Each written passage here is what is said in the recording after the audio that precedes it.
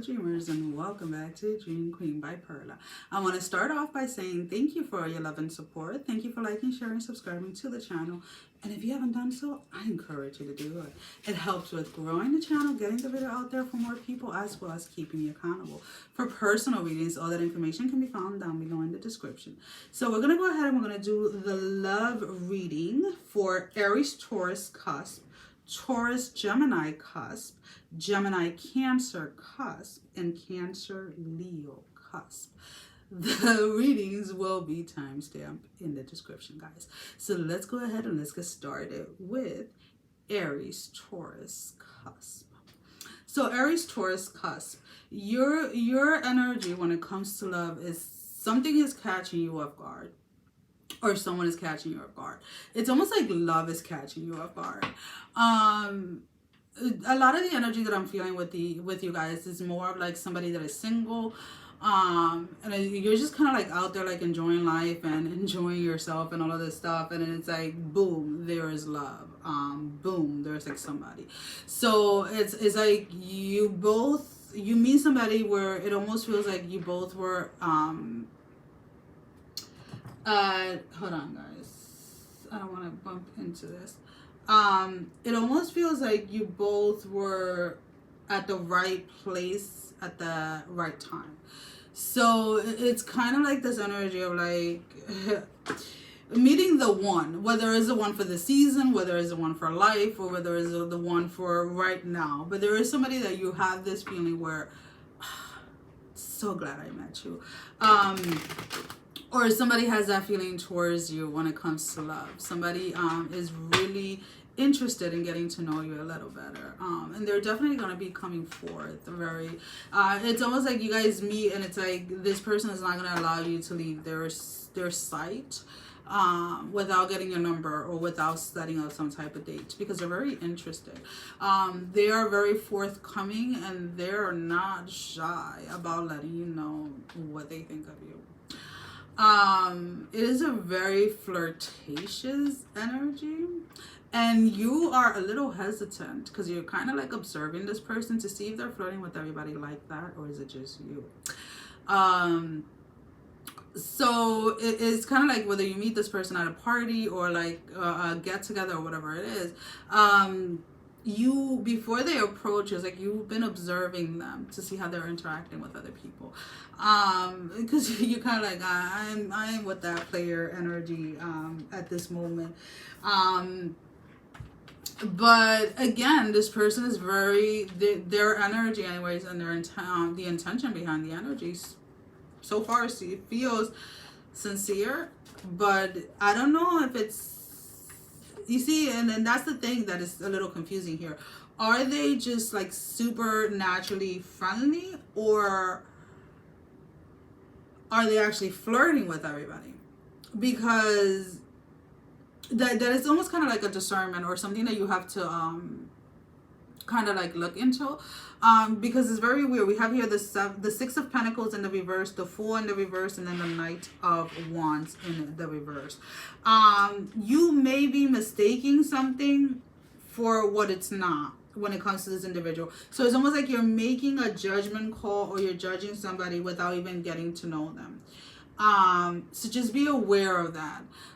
Regardless of how in that moment it feels like you guys, ooh, this is the one, or this could be the one, there is still a hesitation of holding back from your energy, because again, this person can be very charismatic, or this person is like, when they enter a room, they are like the center of attention, or like all eyes on them type of energy. And because of that, it's kind of like, to you may be mistaking that with a player energy, right? So how can I word it in a way that it's gonna be so you know how you have some people that just are genuinely like friendly with everyone, right? They know everybody in the room, or they'll get to know everybody in the room, and you may be looking at that energy the wrong way, if that makes any sense. Because again, I feel this person is very assured within themselves. They know who they are, so they don't hold back. And maybe you haven't connected with somebody like that. Maybe you're still holding back when it comes to certain aspect of yourself, right? So like, years and years ago, I would definitely, like, I was one of those people that would hold back, right? Either because I was uncomfortable, because I didn't accept certain parts of myself and all of this other stuff, right? There was a lot of underlying stuff out there. But the moment that the moment that I got to a point where I accepted myself as I am and for who I am and all aspect of myself, and I honor that, I walk into a room and it's like, I don't care who's there. I don't care who's dressed the way they are. I don't care who's better fit than I am, who's skinnier than me, who has longer hair than me, who has shorter hair, who's wearing makeup, who's not. I don't look at any of that, right? I just walk in and I'm just me. And automatically people gravitate right towards that, because they don't know exactly what it is, but it's the energy that you bring into a space. So a couple of years ago, during the whole COVID thing, I went out to celebrate my birthday, and there was another girl that was celebrating her birthday and all of this stuff. And again, I went in there just focusing on me, right? On being there with my cousins, my family, and just like having a great time. And the guy, the DJ or whatever, like with every song, it was like he kept saying, happy birthday, Perla, happy birthday, Perla. Even though I wasn't the only person celebrating my birthday, like all the attention was on me because I was just me. I wasn't pretending to be something I'm not. I wasn't pretending to be happy. I wasn't worried about like who was looking at me or who wasn't, what I looked like or anything like that. I was just there to really genuinely like enjoy the time with my family, right, with my cousins and stuff like that. And it's almost kind of like that type of energy that this person attracts, and you may be mistaking that with them being a player. So let's go ahead and let's pull out an oracle card for you guys. So we have the Axe, breakup, separation, stopping the pattern, silent treatment, and abandonment. So there is a stopping a pattern here. When it comes from your end, anyways, guys, you need to stop judging people before you get to know them. It's almost like you keep on saying that you want love, you keep on saying that you want to meet somebody, but when somebody comes towards you, you prejudge them without really getting to know them, without really knowing their whole story, without even really knowing them to begin with. Alrighty.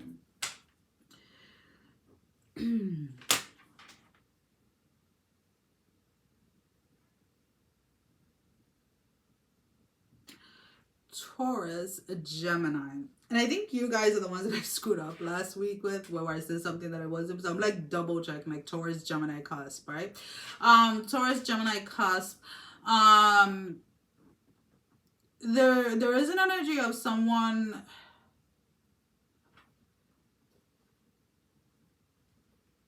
Someone's moved on with someone, but it's not all that it seems. So you may have broken up with somebody and like 2 or 3 weeks later you find out that they're dating someone else. And it's almost kind of like it's all over social media, or they're trying to rub it in your face or something like that. But it's like all that false glitter or false shine. And I don't know why I'm getting cross-eyed. I feel like I'm getting cross-eyed.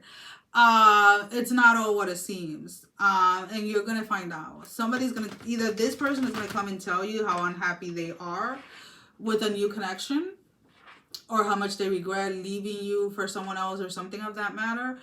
But it's almost like the illusion or the false image that has been presented about a connection that an ex of yours is in is coming to light. Why this is coming up in your reading?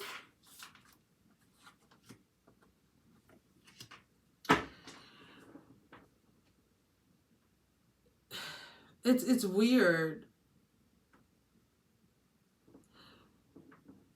So some of you were putting yourself in a space, or like kind of telling yourself, or you guys were kind of upset that somebody got to move on after breaking your heart, and you just didn't think that that was fair or something of that matter.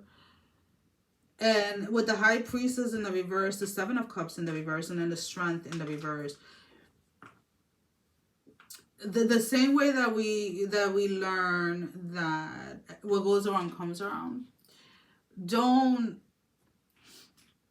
ever question why someone moved on before you, or why someone seems happier than you, or whatever it is.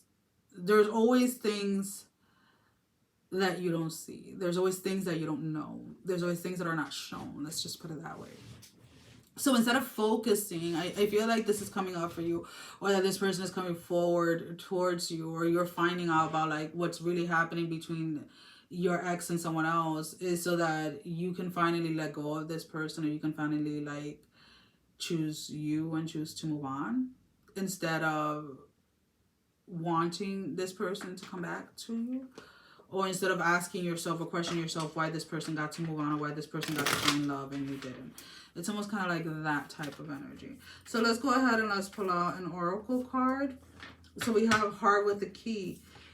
Welcoming love, meeting the one, opening your heart and getting together. Perfect.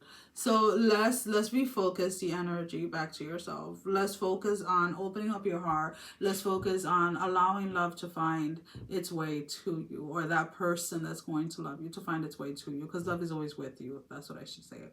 But stop focusing on whoever it is that moved on. Sooner or later, you're going to find out exactly what is going on within that connection that they're in. So let's go ahead. Gemini, Cancer, Cusp. What do we have for love? So Gemini, Cancer, Cusp, you are in this, there is almost like this honeymoon stage.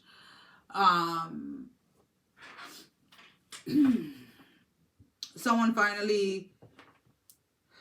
finally broke down some type of wall. Someone finally opened up. Somebody finally is seeing someone else's vulnerable side. Because there is a sense of like two people really enjoying themselves. Two people really enjoying themselves. Spending quality time, but having a lot of bedroom time. Let's just put it that way. For those of you that this is somebody from your past that is trying to come back in,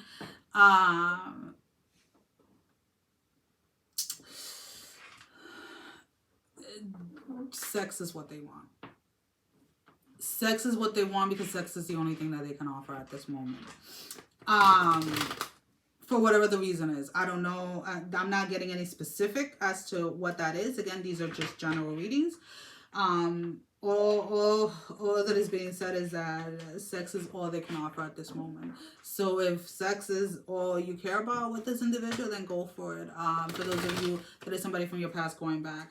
If you're not looking for that, then you've been warned, is basically. So that, you know, a couple of weeks from now, a couple of months from now, you're not there crying your ass out, thinking that you were in a relationship when you really weren't.